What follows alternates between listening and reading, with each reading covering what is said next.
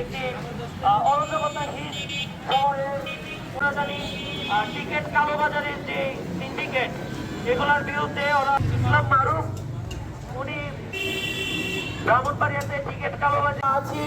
ব্রাহ্মণবাড়িয়ার শিক্ষার্থীগণ, অ্যাক্টিভিস্ট, রাজনীতিবিদ সেটার অনুরোধ করছি তার বক্তব্য দেন।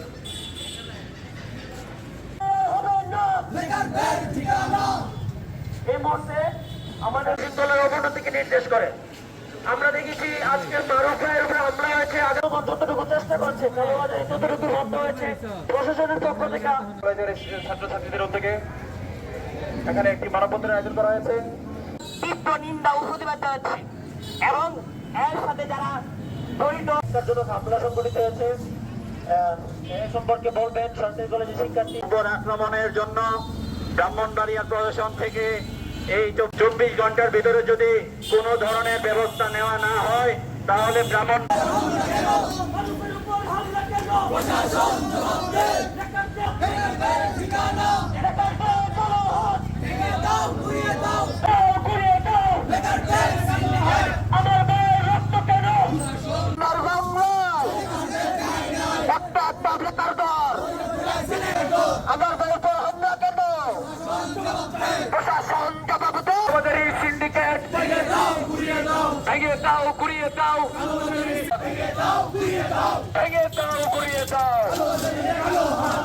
ব্ল্যাকারদের কালো হাত ভেঙে দাও, গুড়িয়ে দাও। ব্ল্যাকারদের কালো হাত ভেঙে দাও, গুড়িয়ে দাও। ডাইরেক্ট অ্যাকশন কালোজিদের বিরুদ্ধে, ডাইরেক্ট অ্যাকশন ব্ল্যাকারদের বিরুদ্ধে, ডাইরেক্ট অ্যাকশন ব্ল্যাকারদের আত্মনা ভেঙে দাও, গুড়িয়ে দাও। কালোজিদের আত্মনা অ্যাকশন কালোজিদের বিরুদ্ধে, ডাইরেক্ট অ্যাকশন ভেঙে দাও, গুড়িয়ে দাও।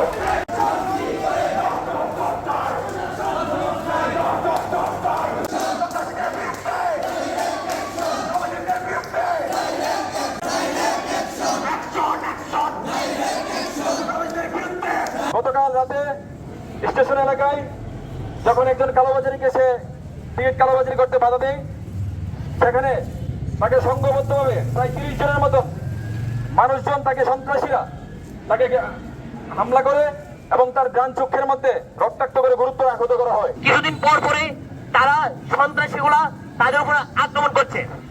কিছুদিন আগেও ঐক্যবদ্ধ ব্রাহ্মণবাড়িয়া এক সদস্যের উপরে তারা আক্রমণ করছে। এই আক্রমণের পরেও প্রতিবাদ করা হয়েছে, কিন্তু প্রশাসন তার বিরুদ্ধে কোনো অ্যাকশন নেয় নাই।